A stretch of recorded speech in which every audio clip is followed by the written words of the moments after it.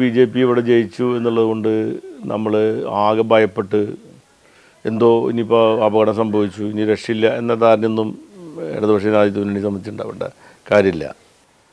ഇതൊരു താൽക്കാലിക പ്രതിഭാസമായിട്ടും കൂടി കാണേണ്ടതുണ്ട്. എന്നാൽ സമയത്ത് അതല്ലാത്ത എന്തെങ്കിലും ഉണ്ടോ എന്ന് പരിശോധിക്കേണ്ടത് അതും പരിശോധിക്കും. അല്ലാണ്ട് ഇപ്പോൾ ലാഘവത്തോടു കൂടി കാണാൻ പറ്റില്ല. ഈ തെരഞ്ഞെടുപ്പ് പരാജയത്തെ അല്ലെങ്കിൽ ഈ ബി.ജെ.പിയുടെ വിജയത്തെ, ഞാൻ തെരഞ്ഞെടുപ്പ് പരാജയത്തെ എന്ന് പറയുന്നതിനേക്കാൾ ഉപരിയായിട്ട് ബി.ജെ.പിക്ക് ഉണ്ടായ വിജയത്തെ പറ്റിയാണ് ഞാൻ സംസാരിക്കുന്നത്. അപ്പോൾ തെരഞ്ഞെടുപ്പ് പരാജയം മുമ്പും ഇടതുപക്ഷ മുന്നണിക്ക് ഉണ്ടായിട്ടുണ്ട്. അപ്പോൾ അതിൽ ബി.ജെ.പി ഇവിടെ ജയിച്ചു എന്നുള്ളതിനെ സംബന്ധിച്ച് ആണ് ഞാൻ ആദ്യമേ പറഞ്ഞത്. തുടക്കത്തിൽ തന്നെ പറഞ്ഞ കാര്യം അതാണ്. അത് എന്തുകൊണ്ട് സംഭവിച്ചു എന്നുള്ളത്, അതുണ്ടാക്കാൻ പോകുന്ന രാഷ്ട്രീയമായ പ്രത്യാഘാതങ്ങളെ സംബന്ധിച്ചൊക്കെ ഈ ഇടതുപക്ഷ ജനാധിപത്യ മുന്നണി, CPI, CPM, അതുപോലെ കോൺഗ്രസ് ഒക്കെ ചർച്ച ചെയ്യണം. മുസ്ലിം ലീഗ് അടക്കമുള്ള പാർട്ടികളൊക്കെ അത് അവരുടെ ചർച്ച വിഷയമാക്കും.